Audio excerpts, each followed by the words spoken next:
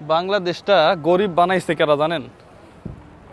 আমি এই বাণিজ্য মেলায় গেছিলাম একটু আগে, একটা স্টল থেকে আমি কিছু জুতা কিনলাম আর কি। বললাম যে আপনাদের তো অনেক বড় কোম্পানি। বলতেছে হ্যাঁ অনেক বড় কোম্পানি। আপনাদের কোম্পানিতে শ্রমিক কতজন? বলতেছে শ্রমিক হচ্ছে 1.5 লাখ। মালিক কয়জন? বলতেছে মালিক হইতেছে 2 জন। এই যে 1.5 লাখ শ্রমিক, মালিক হইতেছে 2 জন। এই 2 জন মালিক কি করবে জানেন? বিভিন্ন জায়গাতে, বড় বড় জায়গাতে যায় বক্তব্য দিবে যে আমরা দেশটারে নেতৃত্ব দিতেছি, আমরা দেশে বেকার মুক্ত করতেছি, আমরা কর্মসংস্থানের ব্যবস্থা করতেছি। ভুয়া কথা। এই 1.5 লাখ মানুষকে টোটালি একটা জায়গাতে নিয়ে যায় শেষ করে ফেলতেছে। আপনার কাছে জিনিসটা অযৌক্তিক লাগতে পারে। এখন দেখেন, এই যে 1.5 লাখ মানুষ যেই কোম্পানিতে চাকরি করতেছে, এর মধ্যে হাতে গোনা আপনি 100 জন পাবেন যাদের স্যালারি ঠিকঠাক আছে, আর বাকি যারা আছে এরা ওই যে ঘরের চালও ঠিক করতে পারে না। আমি মনে হয় বুঝাইতে পারি নাই। তাহলে এই যে 1.5 লাখ মানুষকে আমরা বলি যে কর্মের ব্যবস্থা করছি, এই কথাটা টোটালি ভিত্তিহীন। এই জন্য এই 1.5 লাখ মানুষ তার জীবনের চাকা কখনোই ঘোরাইতে পারে না। একটা কোম্পানিতে 1.5 লাখ শ্রমিক মানে আপনি বুঝেন, এই 1.5 লাখ শ্রমিক দ্বারা ওই ভদ্রলোক প্রত্যেক মাসে লক্ষ লক্ষ টাকা ইনকাম করে। করার পরে যদি একটা কোম্পানির একজন মালিকের বা 2 জন মালিকের 1.5 লাখ শ্রমিক থাকে, তাহলে তার মাসে ইনকাম কত আপনি চিন্তা করতে পারেন? সে টাকা কি করে? সে টাকা দেখবেন যে এদিক সেদিক, ওই দেশ সেই দেশ, এগুলা জায়গাতে সে ঘোরাঘুরি করে। বেগমপাড়া, এই পাড়া সেই পাড়া, বিভিন্ন জায়গাতে পাচার থেকে শুরু করে এমন কিছু নাই যে তারা না করে। সবাই বিষয়টা তা না। যখন আপনার অনেক সম্পদ হয়ে যাবে তখন আপনি করবেন কি? টাকা তো একটা জায়গাতে কাজে খাটাইতে হবে।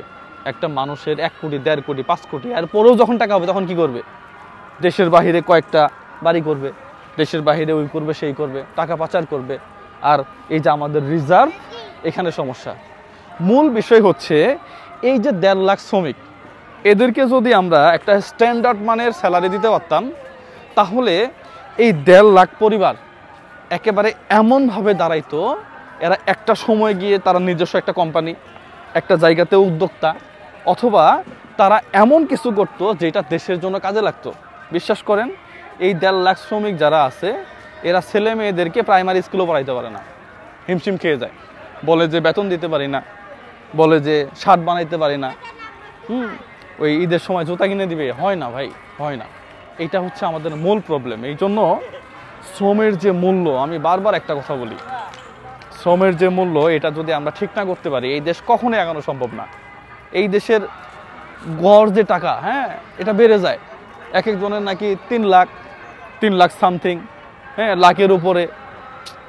কেউ কেউ বেতনই পায় না 8,000 টাকা।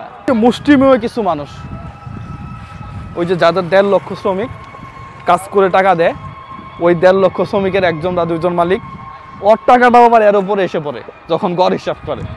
আজব ব্যাপার। তো এই জন্য শ্রমের একটা মূল্য, ম্যাক্সিমাম মূল্য থাকা উচিত। বাংলাদেশ থেকে শ্রমিক 5 লাখ টাকা দিয়ে কাজ করতে যায় হইতেছে আপনার ওই বিভিন্ন দেশে, সৌদি বলেন, দুবাই বলেন, বাংলাদেশ থেকে 5 লাখ টাকা খরচ করে কাজ করতে যায়, যায় ওই মিস্ত্রি কাজে করে। অথচ বাংলাদেশেই যেই ভদ্রলোক কাজ করতেছে, এ চাল কিনতে পারে না। এই হচ্ছে সমস্যা। যাই হোক, এই যে যারা বড় বড় কথা বলেন, যারা বলেন যে আমরা এই লাইনে আছি, ওই লাইনে আছি, হ্যাঁ, টুপি মাথা দিয়ে হজ করতে যান, আপনার কোম্পানিতে যে চাকরি করে তাকেই তো ঠিক মতো আপনি বেতন দেন না, তাকেই তো বেতন দেন না। এটা ঠকানো। এটা যাই হোক, এখন কবে বোধ শক্তি আসবে জানি না, তবে আমার মনে হয় যে আসা উচিত। এই দেশটাকে নিয়ে কেউ হবে না। ওই যে বড় বড় পদে থেকে টাকা পয়সা ইনকাম করে দেশের বাহিরে বাড়ি বানাইছে, জমি কিনছে 600 বিঘা 700 বিঘা। আপনি কারে কি বলবেন? আর আমরা কথা বলেই ঝামেলা। যাই হোক, ভালো থাকবেন সবাই। আসসালামু আলাইকুম রহমতুল্লাহ।